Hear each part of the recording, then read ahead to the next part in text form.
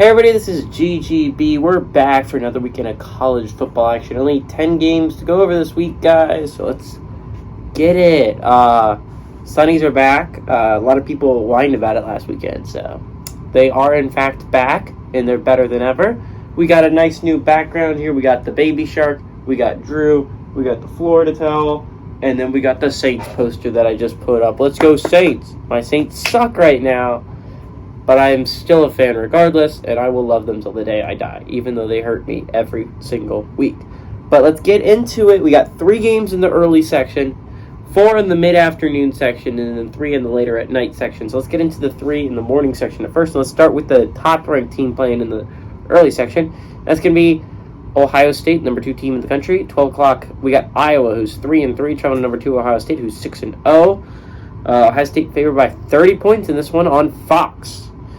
Spencer Petras. Iowa's offense is so awful. It's hilarious. So far this season, he's got 87 of 161, thrown for 940 yards, 2 touchdowns, 3 interceptions.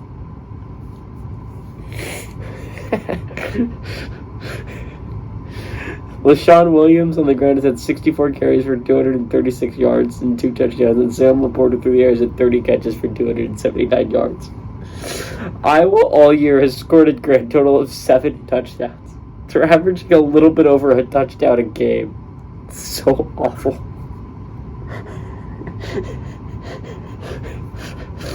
It's so bad.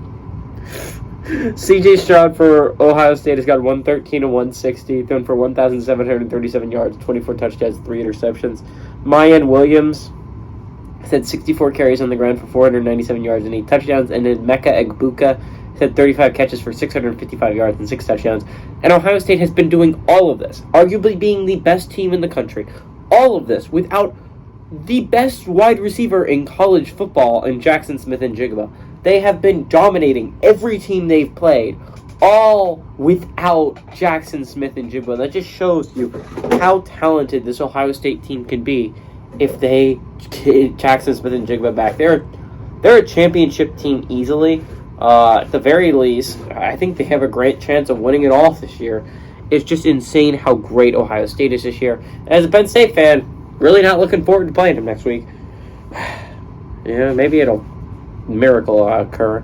46-15 is how Ohio State leads the series. Last game did go to Iowa, though, in 2017. But last time Iowa beat Ohio State on the road was in 1991. So it's been a while since they've won at Columbus. Won at the Horseshoe. Does not happen very often for the Hawkeyes. Fair, these teams don't play every year, but still. Doesn't happen very often. The Hawkeyes rarely go to Ohio State and beat them. Now, last time they played them in 2017, Iowa was 20-point underdogs. They scored 50 points on them. Why do you think that's not going to happen this year? Because this offense could never put up 50 points against anyone, especially Ohio State. The most points they've scored all year is like 27 against Nevada. Like, in no universe are they going to score that many points. This is not a good offense, guys. This is comparable to watching a dog get hit by a truck. That's how awful it is to watch Iowa play offense. Now, their defense is good. And I expect Iowa's defense to single-handedly keep them in the game for, let's say, 3 quarters. I think Iowa covers the 30-point spread, if I'm going to be honest. That's just because their defense is so good and their offense is just so absolutely atrocious.